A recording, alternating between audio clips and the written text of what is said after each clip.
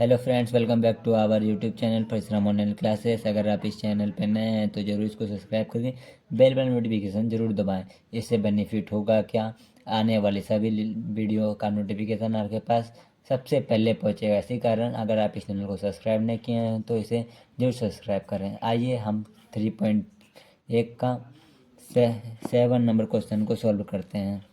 हमारे पास 7 नंबर सवाल प्राप्त हैं। आइए इसे हम सॉल्व करते हैं। तो a माइनस बी का जो है -1 में हो जाएगा, बराबर a माइनस बी बराबर हमारे पास -1।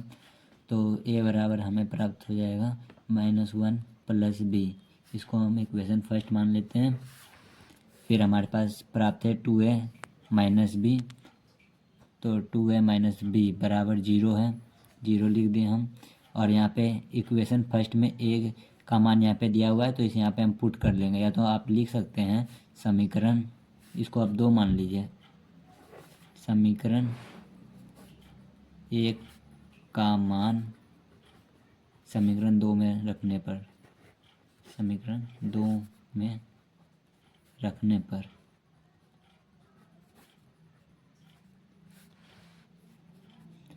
2a माइनस बी बराबर 0। अब a का मान है यहाँ पे देख लीजिए -1 प्लस बी है, तो यहाँ लिखेंगे 2 -1 प्लस बी, ब्रैकेट बंद कर देंगे। फिर माइनस बी बराबर 0, तो ये हो जाएगा -2 प्लस 2b फिर माइनस बी बराबर 0। यह -2 है तो उधर जाएगा 0 के पार, तो प्लस में हो जाएगा। और ये 2b माइनस बी होगा तो यहाँ पे हो जाएगा खाली b बचेगा। b बराबर हो गया +2। समीकरण पुनः यहाँ दे दीजिएगा, अच्छा लगेगा। पुनः समीकरण 1 में b का मान रखने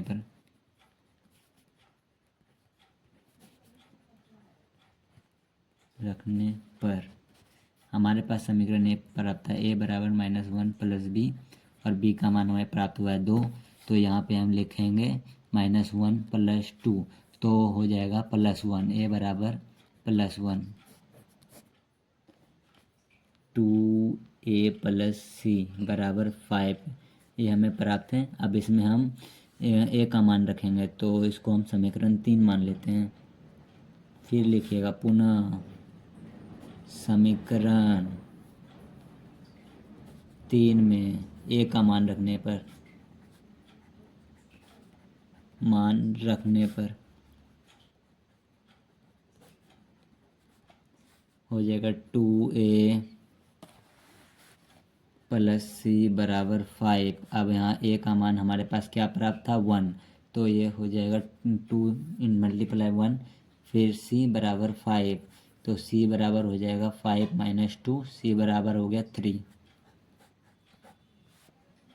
अब 3c प्लस डी बराबर 13 प्राप्त है। इसमें भी वही लिखिएगा आप कि इसको आप इक्वेशन 4 मान लीजिए। लिखिए इक्वेशन 4 में c का मान रखने पर, इक्वेशन समीकरण 4 में c का मान रखने पर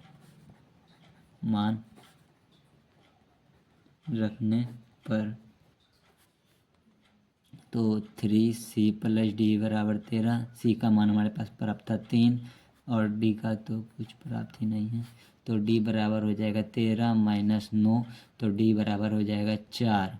ये हो गया। इसलिए a बराबर 1, b बराबर 2, c बराबर 3, d बराबर 4। आंसर हमारे पास 8 नंबर सवाल प्राप्त है कि a बराबर aij m गुना n एक वर्ग आव्यूह है। आपको पता होगा कि वर्ग आव्यूह किसे कहते हैं। वर्ग आव्यूह में होता है पंक्ति की संख्या और स्तंभ की संख्या बराबर होता है, यानी m बराबर n होना चाहिए। ठीक है, तो यहाँ ऑप्शन ए में देखिए क्या है, m जो है वो छोटा है n से, तो ये तो होगा नहीं। और इसमें देखिए और बी में है कि m जो है n से बड़ा है, ये भी नहीं होगा। सी में देखिए, सी में है m जो है n के बराबर है, यानी पंक्ति की संख्या बराबर स्तंभ की संख्या। यही हो जाएगा आपका एक वर्ग आव्यूह का उदाहरण। तो इसका आंसर हो जाएगा सी।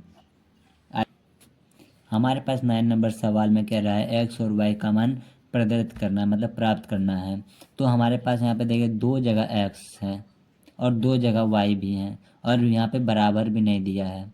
इसी कारण अगर हम इसको बराबर करेंगे तो 3x + 7 = 0 हो जाएगा। एक x का मान कुछ और रहेगा और एक x का कुछ और मान आएगा इसे, और y का भी कुछ और ही मान आएगा। इसी कारण इसे ज्ञात करना संभव है ही नहीं। ऑप्शन इसका भी हो जाएगा, ज्ञात करना संभव नहीं है। आइए हम आपको 10 नंबर सवाल बताते हैं। 3x3 कोटि के ऐसे अवयवों की कुल कितनी संख्या होगी जिनका प्रत्येक प्रविष्ट 0 या 1 है। आइए इसको हम सॉल्व करते हैं। इसका एक फॉर्मूला होता है अवयव की संख्या ज्ञात करने का। तो लिखते हैं पहले, अवयव की संख्या बराबर हो जाएगा प्रविष्टि की संख्या पे पावर कोटि की संख्या।